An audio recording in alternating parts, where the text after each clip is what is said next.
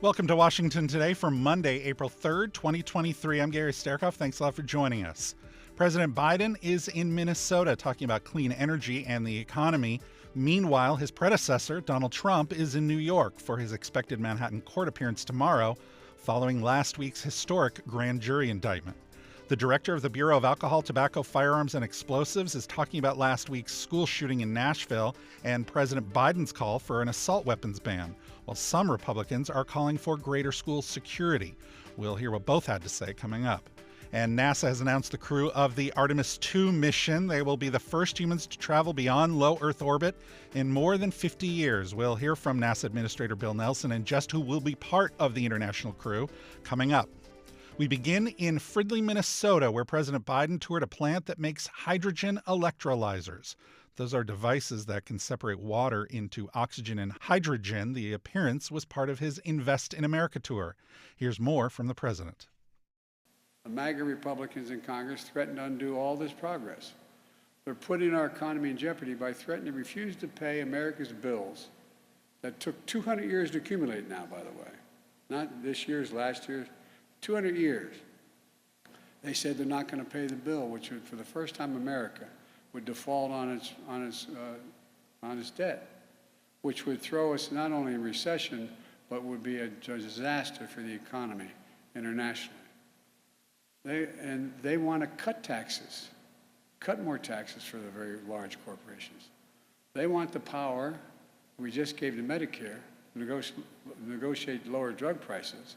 They call it a huge giveaway, and they want to eliminate it. They want to. I mean, you just turn on the television, you hear them talk. Well, turn on some channels like Fox, you'll hear them talk. Big Pharma increased the deficit, the cost of the taxpayers by another $2 billion. Look, based on what we know so far, their plans would explode the deficit, increasing it by more than $3 trillion in the next 10 years. And they also want to cut the investments in clean energy manufacturing and encourage companies to expand and create jobs here. Look, as I said, this clean energy proposal we have, it's $368 billion. Seems like our Republican friends want to cede clean energy future to China, make us dependent on overseas supply chains, export jobs overseas, and weaken our energy security. The MAGA Republicans in Congress also want to cut the CHIPS and Science Act, stripping our investments for the next generation of science and technology, from biomanufacturing to quantum computing. Take away, get rid of it. That would mean ceding the future of innovation and technology to China. Well, I've got news for my MAGA Republican friends. Not on my watch. Not on my watch. President Biden speaking at a Cummins power generation facility in Fridley, Minnesota. That's in the Twin Cities area. Elsewhere, some Republicans are calling on the president to focus more on Social Security and Medicare. Here's Senate Finance Committee Ranking Member Bill Cassidy. The president has a plan for Social Security, and his plan is to have no plan. He and, frankly, President Trump, former President Trump, are both telling the American people that there is no issue with Social Security and you don't have to do anything about it, because I think they think it's a political third rail. The third rail of Social Security should be allowing it to get a 24% cut. That's what's going to happen, and we've learned yesterday or Friday that it's going to happen a year earlier than it originally was going to. That should be the third rail. We should be working to prevent that 24% cut, and so far the two leading candidates for either re-election or election are refusing to acknowledge. Yeah, to that point, you cite this. So the Medicare Hospital Insurance Trust Fund, we're told, insolvent by 2031. Social Security Trust Funds insolvent by 2034. But here's the deal. When we put this to the test, here's the polling that we just had in Fox News polling. We asked people about how to get our fiscal house in order. 71% of them say they want these programs to remain untouched. And you know how Democrats are going to play this. Here's a little bit of Congresswoman Ilhan Omar talking about this. Republicans have made it perfectly clear they do not want to govern. They would rather target vulnerable communities, scapegoat minorities. They would rather gut Medicaid, Medicare, Social Security, SNAP, and housing assistance that make sure people have the housing and health care they need. So Democrats are going to say you guys are going to rip apart entitlements. Our polling shows people are afraid for those programs to be touched. But at the same time, you touch on the insolvency that's coming and the automatic cuts that will come if you guys don't act. So how do you work against all of those tides to actually get a substantive conversation going? So, Shannon, you put your finger on it. If 71% of Americans don't want Social Security touched, per the poll you just quoted, under current law, if we do nothing, those benefits will be touched. They will be mashed down by 24% because this president and the leading Republican candidate refuse to take the issue on. Oh, they're going to be cut. People need their benefits. It's not just that they want them. For many, that's how they pay their bills. But under current law, it'll be cut by 24% because neither of the two leading candidates will take the issue on. That's frustrating, and that is working against the interests of the American people. That's what we should be. That's what we should be discussing. Senate Finance Committee Ranking Member Bill Cassidy of Louisiana yesterday on Fox News Sunday. And here's Mark Zandi. He's the chief economist at Moody's Analytics, talking about whether he thinks the Federal Reserve's actions over the past 3 months have helped fight inflation. Yeah, I think they are working. The intent here is to slow economic growth so that it quells the very high, painfully high inflation. So I think the Federal Reserve's efforts have made progress. Growth is slowing, inflation is moderating. Still a long way to go here. Hopefully, we continue to see inflation come back in over the next few months, next year. Yeah, I think the efforts by the Fed are working. I will say, and I'm sure you're going to go here at some point, there are some negative side effects of the higher interest rates, and one of the most obvious is the pressure on the banking system.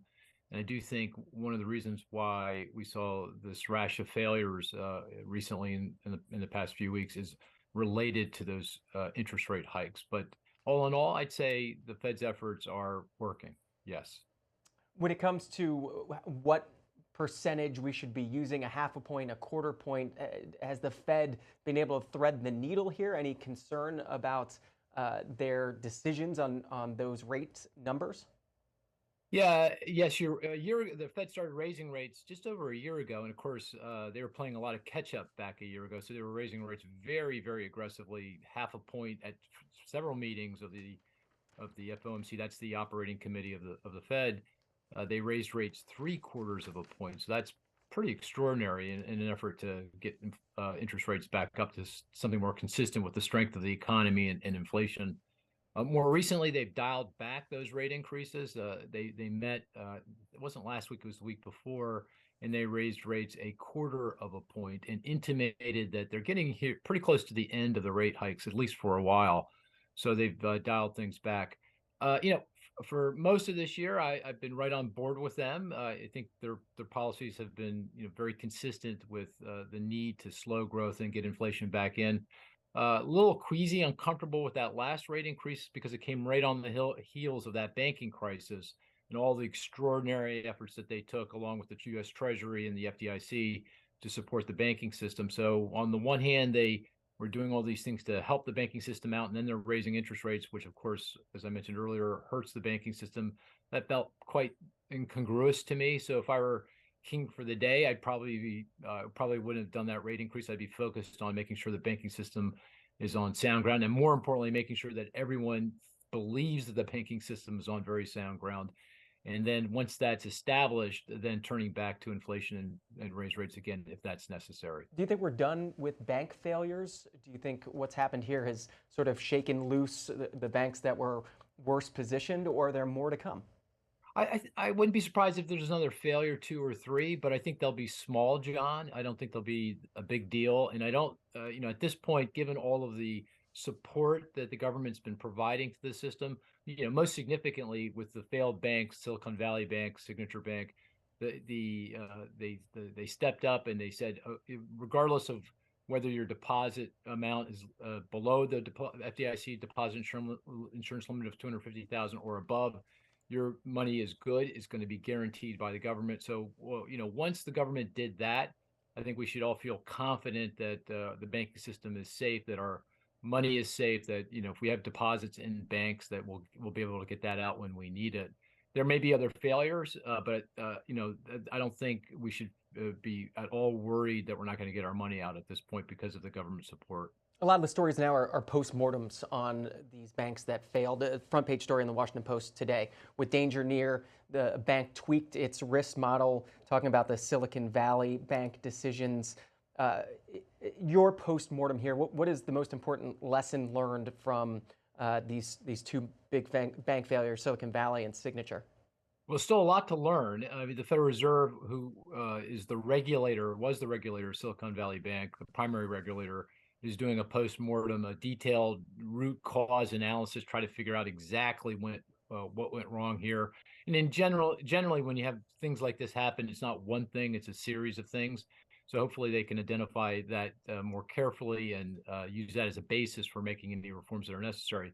But one thing I think it seems pretty clear to me is that the regulations that were put in place after Dodd-Frank, that's the reform legislation after the financial crisis, some of those regulations were rolled back for banking institutions that were less than $250 billion in assets. And of course, Silicon Valley Bank was in that bucket. And so SVB didn't need to do many of the things that larger institutions do to make sure that they're safe and sound, have all the capital, that's the cash they have to digest all the losses on their lending, liquidity, good risk management. So I do think it makes sense for regulators to make sure that banks of smaller sizes, down to say $100 billion in assets, do need to go through the more rigorous kind of examinations and stress testing and hold more capital, just like the big guys, because as we can see in the recent period, they can, if they fail, they can cause problems as well. Mark Zandi, the chief economist at Moody's Analytics, on today's Washington Journal. You can see more at cspan.org/Washington Journal and on our C-SPAN Now mobile app. Former President Donald Trump arrived in New York City this afternoon in advance of his expected court appearance on Tuesday, after a grand jury indicted him on several charges related to business fraud. His lawyers told a New York judge today they opposed the request by media outlets to broadcast Tuesday's arraignment. The former president is expected to make a statement tomorrow night at his Mar-a-Lago estate in Florida. It's scheduled to start at 8:15 p.m. Eastern Time. We'll have live coverage of that here on C-SPAN Radio and also on C-SPAN. In Nashville today, students staged a walkout 1 week after 6 people were killed in a shooting at the Covenant School. The walkout was organized by the March for Our Lives. That's the group that formed after the Parkland, Florida shootings in 2018. Organizers called for students to walk out of their classes today at 10:13 a.m. Eastern and head to the Capitol for action on gun violence. And today here in Washington, Stephen Dettelbach, the director of the Bureau of Alcohol, Tobacco, Firearms and Explosives, talked about his agency's work to combat the illegal gun trade in the U.S. and President Biden's call for an assault weapons ban. President Biden has repeatedly called for an assault weapons ban. He does it after every high-profile mass shooting. Do you agree with him? Well, I'm a member of the administration. I agree with the position of the president, the attorney general. It will be up to Congress, of course, as the president has said, to decide whether to act on that. And the reason he calls for these things is because he's seeing what's happening to real Americans, and he again just believes that we haven't done enough yet.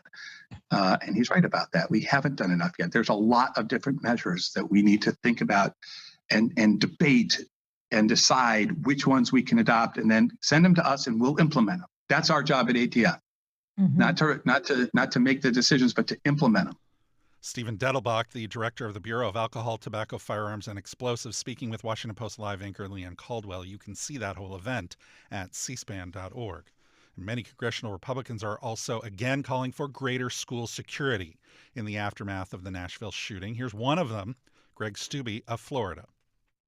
This one that took place in Nashville decided to go to the school that didn't have as much security. That was a conscious decision, which I think proves your point and mine. I'm sorry to be so long-winded. No, and you're right. And you just brought up a very important point. A lot of these individuals do research as to where they want to hit, like the Dark Knight shooter who in Colorado decided to go into a movie theater. He researched which movie theaters didn't allow law-abiding citizens to carry a concealed weapon, and he actually drove by the one that allows for permit carriers to carry and went 8 miles from his house to one that didn't, specifically because he knew that if he went into a place where there were armed people, that he wouldn't be able to kill as many people as possible. She didn't hit another school because of their security posture.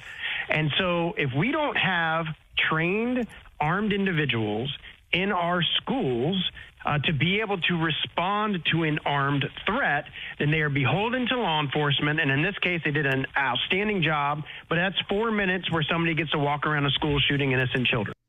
Florida Republican and House Ways and Means Committee member Greg Steube of Florida on the Sean Hannity podcast. You're listening to Washington Today. This year's grand prize winners in C-SPAN Student Cam video documentary contest are Pareem Shah and Nimay Sharma, 8th graders at Dr. Martin Luther King Jr. Middle School in Germantown, Maryland, for their documentary, Where's My Data? Data Privacy and Its Real-World Impact. Watch the grand prize and all winning documentaries online at studentcam.org.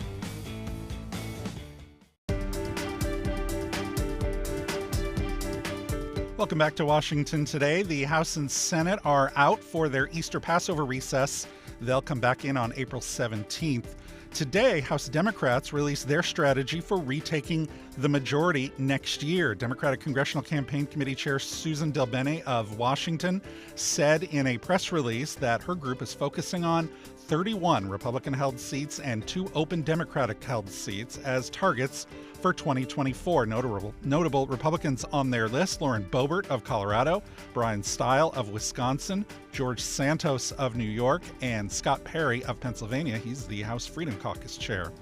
U.S. Capitol Police are taking precautions in case there are demonstrations over an indictment of former President Trump. The Senate Sergeant-at-Arms sent a notice to member offices saying that, in part, quote, while law enforcement is not tracking any specific credible threats against the Capitol or state offices, there is potential for demonstration activity, and that the Capitol Police are, quote, working with law enforcement partners, so you may observe a greater law enforcement presence on Capitol Hill. House Speaker Kevin McCarthy will host Taiwanese President Tsai Ing-wen in Los Angeles on April 5th, according to an announcement from his office. The meeting will be bipartisan and take place at the Ronald Reagan Presidential Library in Simi Valley, California. The announcement has already provoked threats from China, which promised, quote, resolute countermeasures in response to the meeting. That's from an Associated Press report. And over the weekend, Speaker McCarthy weighed in on the state of the early race for the Republican presidential nomination. What do we want to achieve? Okay, you take everybody out of running, what do you want to achieve? You want to stop the bad policies. So you want somebody else in the White House, right? So you got to understand, too, what's the debate going to be about? All the things that Biden has done that somebody else could do better. I think that resonates more with the public. It gets more people to vote. It's about addition, not subtraction, okay?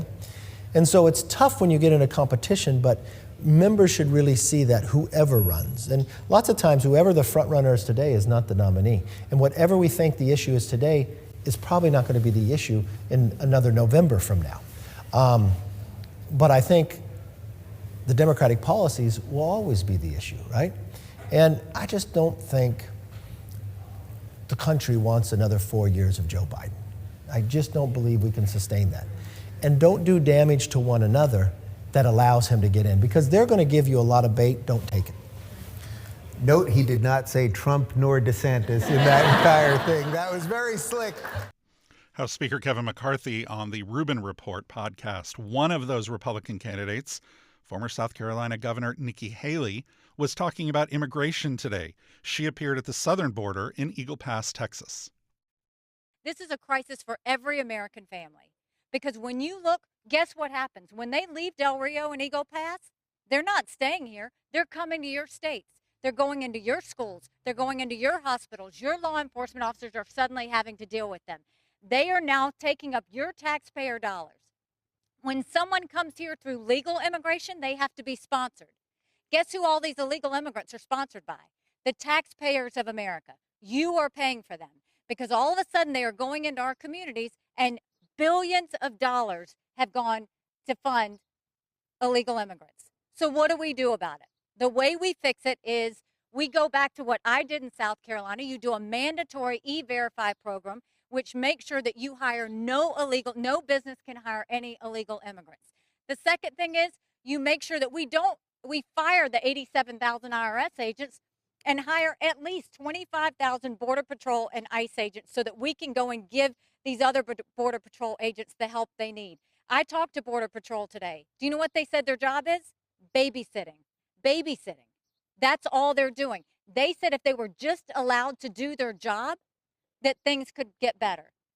Stop the taxpayer handouts for these illegal immigrants. Make sure that we're defunding sanctuary cities. There are sanctuary cities all around here. Why is that allowed to happen? We should not give 1 penny to a sanctuary city, because what they're doing is they're giving safe haven to these illegal immigrants that are coming over. We need to make sure we go back to remain in Mexico, because that has stopped, and we need to make sure that we keep Title 42. The concern the ranchers had is what happens in May when Title 42 goes away. You think we've got hundreds coming across now? You're going to have thousands coming across. And who's talking about it? No one. And then the one thing that could make the biggest difference, stop, catch, and release, and go to catch and deport. When you start deporting these illegal immigrants, they will stop coming.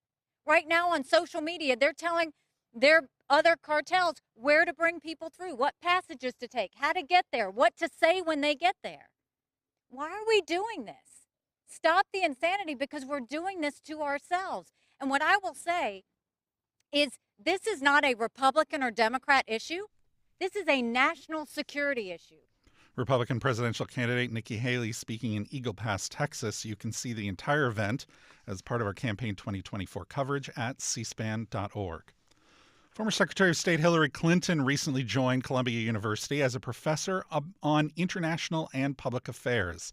And today she hosted a discussion with former House Speaker Nancy Pelosi. Multiple reports over the years have described the two of them having a rocky relationship. Today, they had a wide-ranging conversation, and one of the first topics, the state of democracy in the U.S. and around the world. There's research, some of it done by CEPA and this university, showing that half the world's democracies are backsliding. And that includes, sadly, the United States. So what do you, Nancy, view as the biggest threats and challenges facing our democracy? And what are the opportunities to try to stop that backsliding and turn it around? Well, I appreciate that question, but I also appreciate your leadership in this regard. When President, I hope, when Secretary Clinton was in the Senate and First Lady, but especially as Secretary of State in more recent time, she has been, and at that time, implemented many things showing America's support for democracy.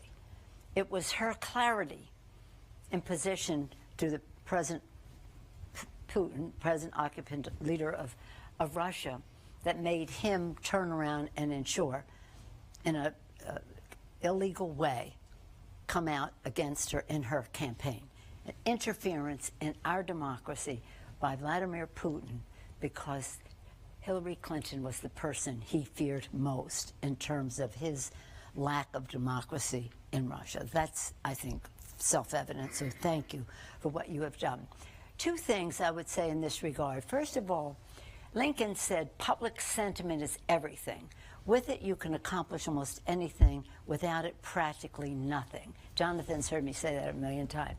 But the thing is that people have to know what is at stake for them in these decisions. It can't just be somebody who comes on the scene and sells them a bill of goods or something. No, what is the reality of it? People have to know. So for sentiment to matter, people have to know. So we have to make sure that as irresponsible and flagrant they are with the facts and misrepresentations, we have to be very strong in showing the public what is at stake, even in our own country. But I do also believe that for democracy to be strong, We have to reduce the role of big dark money in politics, increase the level of civility so that more people think I might want to play a role in that. And I respect the decisions that are made by this. You can't have this horror show of the politics of destruction, which frankly began on their assault on the Clintons. That's when this began. It was horrible. It was horrible, but they knew the effectiveness of the Clintons, and they had to undermine it with nasty, dirty politics, and that's when most of this started. Former Secretary of State Hillary Clinton and former House Speaker Nancy Pelosi speaking at Columbia University. Finally, NASA has announced the crew for the Artemis 2 mission. They will be the first humans to travel beyond low Earth orbit in more than 50 years. The crew includes Americans Reed Wiseman, Victor Glover, and Christina Koch, along with Canadian astronaut Jeremy Hansen. The mission will send the four around the moon, further into space than any human has traveled. Here's NASA Administrator Bill Nelson with more. The moon is a symbol of our can-do spirit. And over the course of the Artemis missions, the first woman and the first person of color will take giant leaps on the lunar surface. It's been more than a half century since astronauts journeyed to the moon. Well, folks, that's about to change. The mission to the moon will launch 4 pioneers, but it will carry more than astronauts. Artemis 2 will carry the hopes of millions of people around the world. It will carry the aspirations of the NASA family who glance up at the moon every night, knowing their efforts will return us to the moon. And it will carry the dreams of students who burn the midnight oil in libraries and laboratories, preparing one day to support an Artemis mission. And it'll carry the inspiration of the children who imagine themselves soaring in the skies. We will show what is possible when we dare to reach distant cosmic shores. NASA Administrator Bill Nelson. Artemis 2 is currently scheduled to launch in late 2024. The 10-day mission will start with a one-day orbit around the Earth, then rocket on a journey that swings around the moon before heading back to Earth and a splashdown in the Pacific. You can see the entire event from NASA at cspan.org. That's also where you can find this program as a podcast. Just go to our podcast page at cspan.org/podcasts. You can also find it wherever you get your favorite podcasts. And if you'd like more on the stories that are shaping Washington, subscribe to our evening newsletter, word for word. Just go to cspan.org/connect to subscribe. I'm Gary Sterkoff. Thanks a lot for listening today to Washington Today.